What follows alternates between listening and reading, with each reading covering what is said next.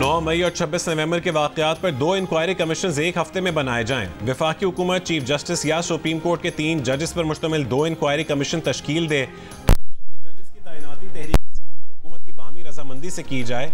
Commission बानी PTI की 9 मई से मुतालिक गिरफ्तारी की भी इंक्वायरी करे। PTI ने हुकूमत को तहरीरी मुतालबात पेश कर दिए। PTI ने यह मुतालबा भी किया कि वफाकी और पंजाब हुकूमत तमाम सियासी कैदियों की जमानत या सजाओं की मुअत्तली के अहकाम जारी करें।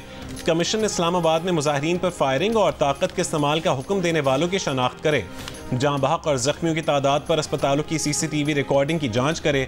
इस्लामाबाद हाई कोर्ट में रेंजर्स और पुलिस के दाखिल होने और मुल्क भर में इंटरनेट शटडाउन की तहकीकात भी की जाएं।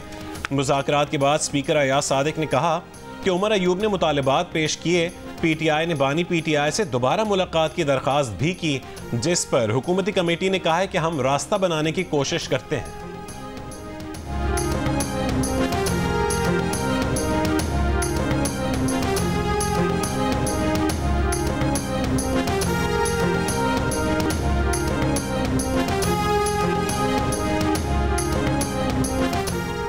ना डील चाहिए ना ढील। मुज़ाकरात कामयाब ना हो सके तो एहतजाज से आगे जाएगा। कौमी असम्बली में अपोजिशन लीडर उमर अयूब ने खबरदार कर दिया। शिबली फराज बोले, कोई एक फरीक हट धर्मी पर उतरा तो सियासी अदम इस्तेहकाम में मजीद शिद्दत आएगी। वज़ीर आला खैबर पख्तूनख्वा अली अमीन गंडापुर ने कहा, शक व शुबहात होते तो मुज़ाकरात का हिस्सा ही नहीं बनते। जब ओपन मुज़ाकरात हो रहे हैं तो बैकडोर मुज़ाकरात की ज़रूरत नहीं।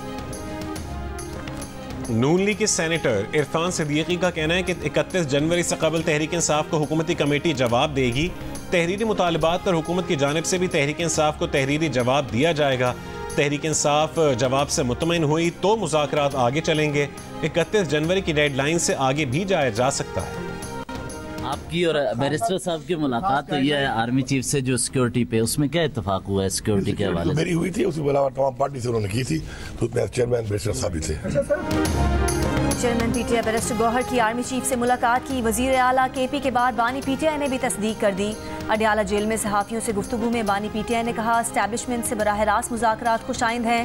बैरिस्टर गौहर और अली अमीन गंडापुर की मुलाकात आर्मी चीफ से अलहदगी में हुई, जिसमें तमाम मामलात और मुतालबात रखे। दूसरी तरफ से भी मुस्बत पैगाम मिला है। उम्मीद है अब सूरत हाल बेहतर हो जाएगी। इससे पहले वज़ीर आला KP ने बैरिस्टर गौहर की आर्मी चीफ से मुलाकात की तस्दीक की थी। गुज़िश्ता रोज़ सहाफ़ियों से गुफ्तगू में बैरिस्टर गौहर ने आर्मी चीफ से मुलाकात से इनकार किया था।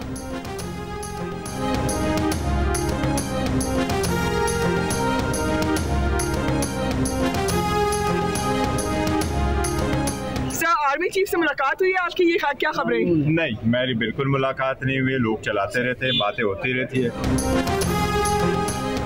हुकूमत और PTI के मुअत्तल होने वाले बैक चैनल मुज़ाकरात फिर बहाल हो गए। बैरिस्टर गौहर और अली अमीन गंडापुर की 3 अहम तरीन शख्सियात से मुलाकात। Editor investigation the news Ansar Abbasi की रिपोर्ट के मुताबिक ज़राए का कहना है कि बैरिस्टर गौहर और अली अमीन गंडापुर ने पीर को 3 अहम शख्सियात से मुलाकात की। मुलाकात का मकाम ना तो इस्लामाबाद था और ना ही रावलपिंडी। ताहम बैरिस्टर गौहर ने इन मुलाकातों की तरदीद कर दी। ज़राए का इसरार है कि ये मुलाकात बहुत अहम रही और आइंदा मुलाकात में एक वफाकी वज़ीर और PTI की 2 अहम शख्सियात शामिल होंगी। रिपोर्ट के मुताबिक मुलाकातों को नतीजा खेज बनाने के लिए लाजिम है कि तहरीक इंसाफ निज़ाम कबूल करके कशीदगी और तसादुम की सियासत से दूरी इख्तियार करे।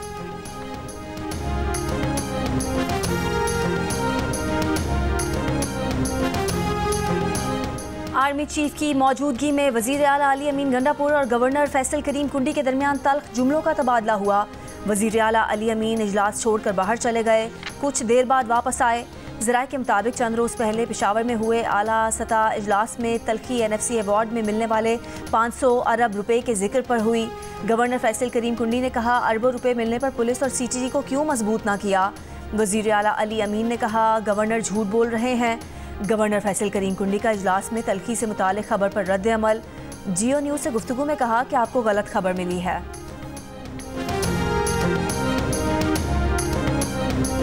सुना है कि बिलावल भुट्टो को दावतनामा आ गया है। नहीं, वो तो हमारे 20 लोगों को आया है। किस को, आपके किस बंदे को आया? देखिए, ये तो कहने से आ जाती है, इसका कोई मसला नहीं। क्या आपको आया है या खान साहब? हम नहीं जा रहे, लेकिन हमारे लोग जा रहे हैं। ट्रंप की तकरीब हलफबरदारी में शिरकत के लिए PTI के भी 20 लोगों को दावतनामा आया है। PTI के सलमान अकरम राजा का दावा। साथ ये भी कहा कि हम ट्रंप की तकरीब हलफबरदारी में नहीं जा रहे, हमारे लोग जा रहे हैं।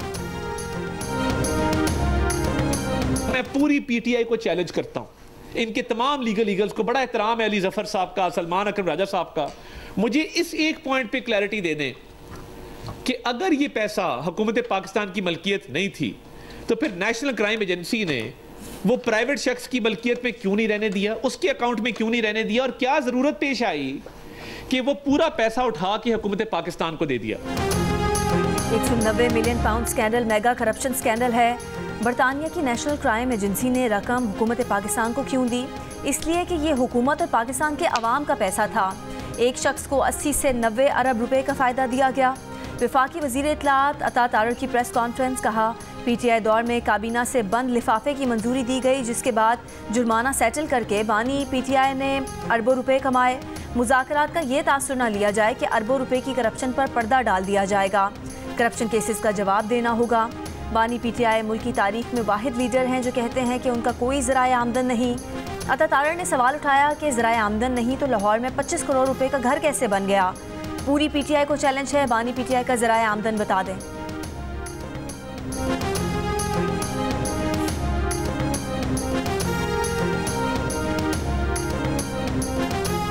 इमरान खान ने अपना सारा जो है ना क्या कहते हैं एतमाद जजेस के ऊपर रखा था।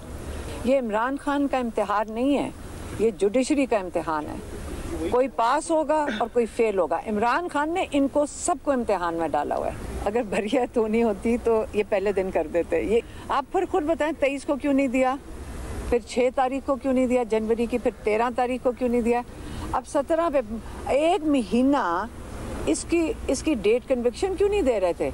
इनको समझ नहीं आ रही होगी लिखना क्या है। 190 मिलियन पाउंड केस बानी PTI का नहीं, अदलिया का इम्तिहान है।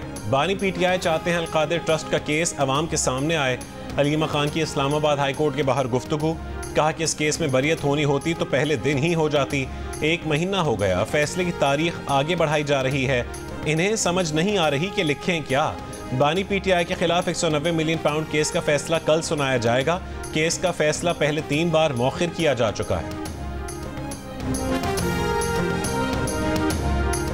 टल से कुरम के लिए जाने वाले सामान के काफिले पर बगन में रॉकेट हमला, एक गाड़ी को नुकसान पहुंचा, किसी जानी नुकसान की इत्तला नहीं मिली।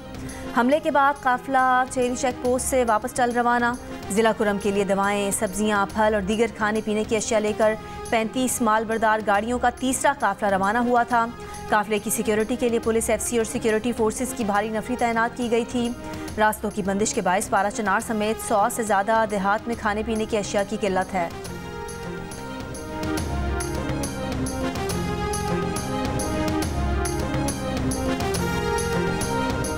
वज़ीर आज़म शहबाज शरीफ का गज़ा में जंगबंदी का खैर मकदम, कहा कि अमन के लिए कतर, सऊदी अरब, अमरीका, मिस्र और दीगर ममालिक की कोशिशें नाकाबिल फरामोश हैं। जंगज़दा इलाकों में इंसानी इमदाद की तरसील इंतहाई अहम है। उम्मीद है जंगबंदी का एहतराम किया जाएगा। पाकिस्तानी कौम फ़लस्तीनी बहनों के साथ है। वज़ीर आज़म ने कहा है कि मसला फ़लस्तीन का वाहिद हल 1967 वाली हुदूद पर आज़ाद रियासत ही है, जिसका दारुल हुकूमत अल-कुद्स शरीफ हो। हमास और इसराइल के दरमियान गाजा जंगबंदी के मुआहदे के ऐलान के बाद भी इसराइली बर्बरियत जारी। इसराइली फ़ौज के गाजा पर ताज़ा हमलों में मुतादिद बच्चों समेत 40 फ़लस्तीनी शहीद। मुआहदे के बाद इसराइल और फ़लस्तीन के शहरियों का जश्न, सीज़ फायर पर अमल इतवार से होगा। बेघर अफराद के घरों को वापसी डील का हिस्सा। इसराइली काबीना अमन मुआहदे की मंजूरी आज देगी। 6 हफ्तों की जंगबंदी पर अमल दरामद 3 मराहिल में किया जाएगा। मरहलावार सिविलियन कैदियों का तबादला और जंग के खात्मे पर मुज़ाकरात होंगे। दूसरे मरहले में इसराइली फ़ोर्स के कैदी हमास रिहा करेगी और गज़ा के अवामी मकामात से इसराइली फ़ौज का इनखला होगा।